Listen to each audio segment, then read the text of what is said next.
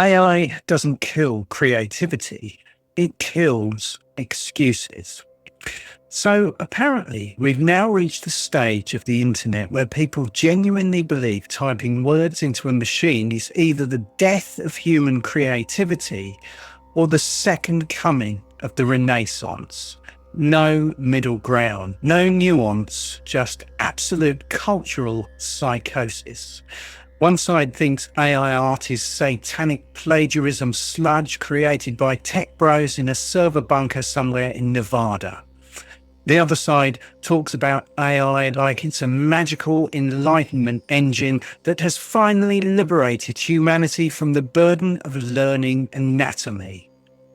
And honestly, both sides are a bit ridiculous because AI is not replacing imagination. What it's actually doing is exposing who had imagination to begin with. The great filter of human creativity.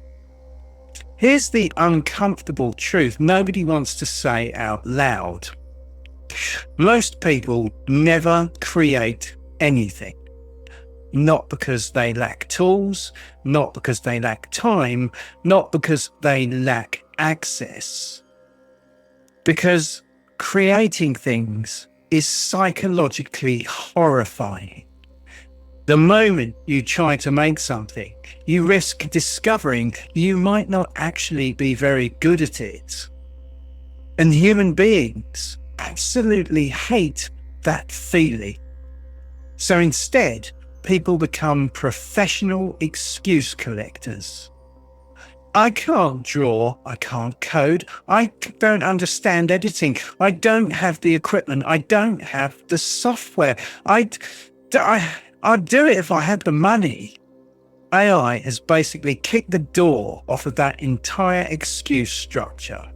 Now, somebody with a laptop and enough caffeine can generate images, edit videos, write scripts, compose music, clone voices, build software prototypes, and accidentally create a cyberpunk nightmare at 3 a.m. while eating supermarket chicken.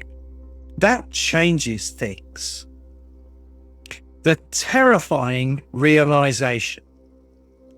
The real horror of AI is not that machines are becoming creative.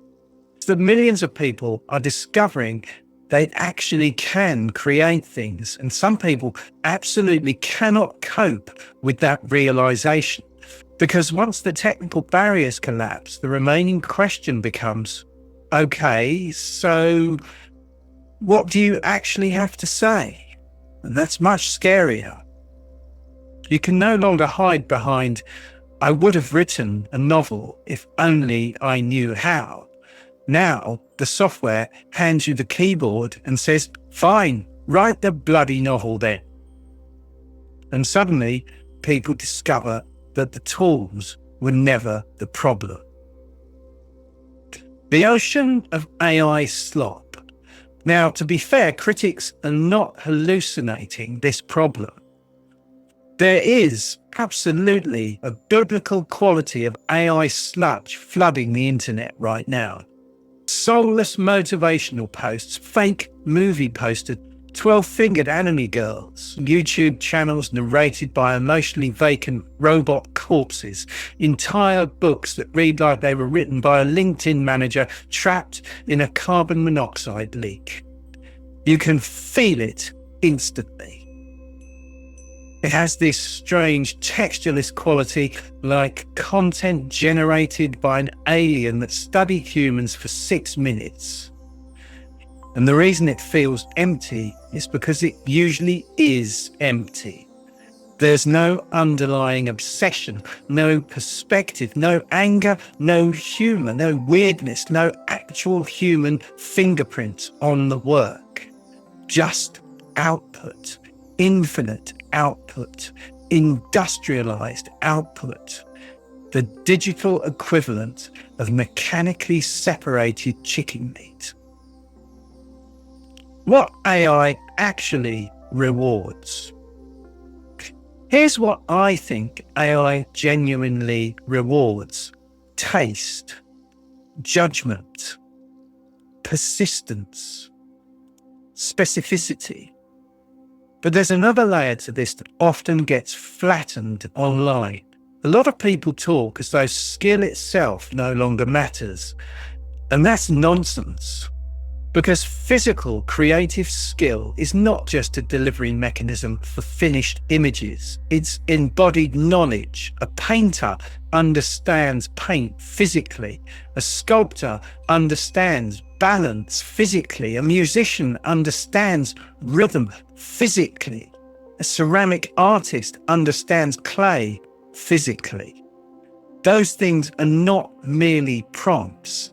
They are repetition, failure, experimentation, muscle memory, and accumulated instinct.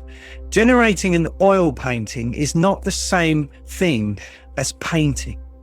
In the same way that generating an image of a mountain is not the same as climbing one. The process itself matters to people. The tactile experience matters. The struggle matters. The years of practice matter. And I think some of the online discourse accidentally treats craft as though it's just an annoying obstacle standing between people and content.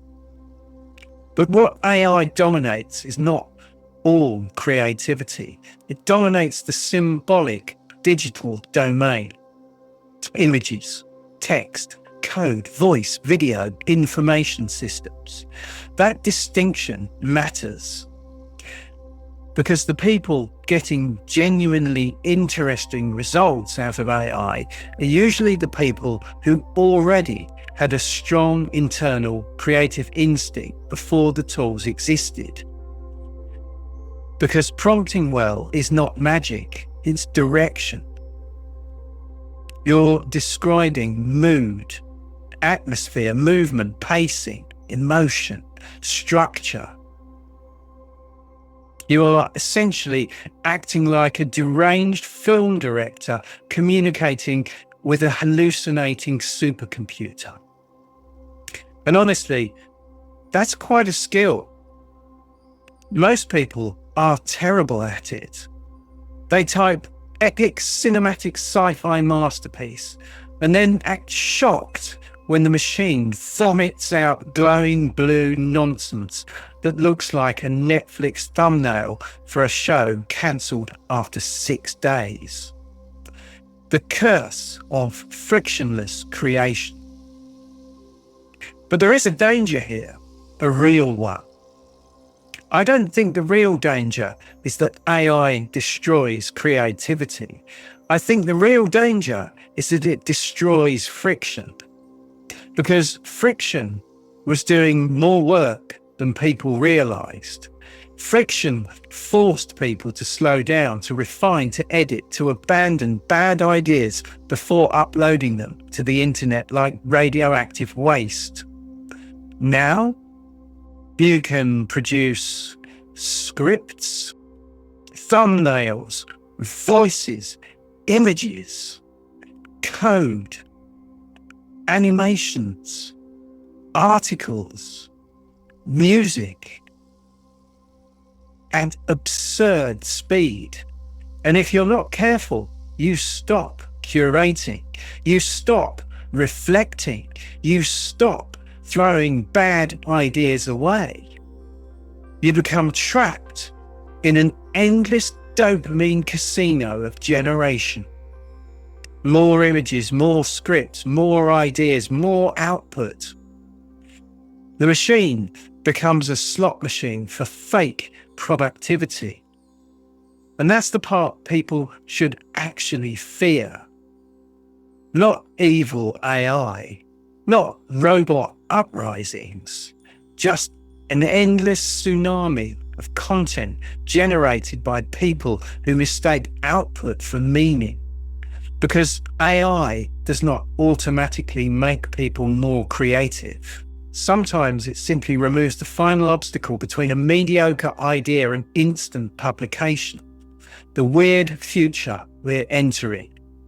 I think we're moving into a bizarre era where technical skill matters slightly less, but creative judgment matters far more. Because now everybody has access to the machine. The bottleneck shifts elsewhere. Can you recognize a good idea? Can you structure an argument? Can you make people laugh? Can you disturb them?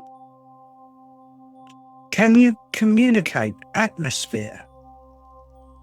Can you create something with an actual emotional signature? Because audiences are becoming surprisingly good at detecting emptiness. Even if they can't articulate why, you can already feel it online. People are exhausted by synthetic perfection. Everything looks cinematic now. Everything is polished. Everything has dramatic lighting and orchestral music and slow motion. And somehow it all feels completely disposable. Perfectly generated images that nobody remembers 5 seconds later. Synthetic beauty with the emotional depth of a hotel lobby. The final irony. The funniest part of this entire debate is that people screaming AI kills creativity are often using algorithmic recommendation systems, autocorrect, predictive text translation tools and Photoshop filters, smartphone computational photography, and AI enhanced search every single day without even thinking about it. The line between real creativity and machine assistance vanished years ago. Most people just didn't notice. And honestly, I think the future belongs neither to the anti-AI purists nor the AI evangelists. It belongs to people with actual vision. People who use the systems to amplify something genuinely human. Obsession, humor, fear, beauty, anger, melancholy, curiosity. Because the machine can generate infinite images, but it cannot become obsessed with an idea for 10 years. It cannot suffer for a piece of work. It cannot care whether something means anything. That still has to come from us. And if we ever lose that distinction, then the slop has already won.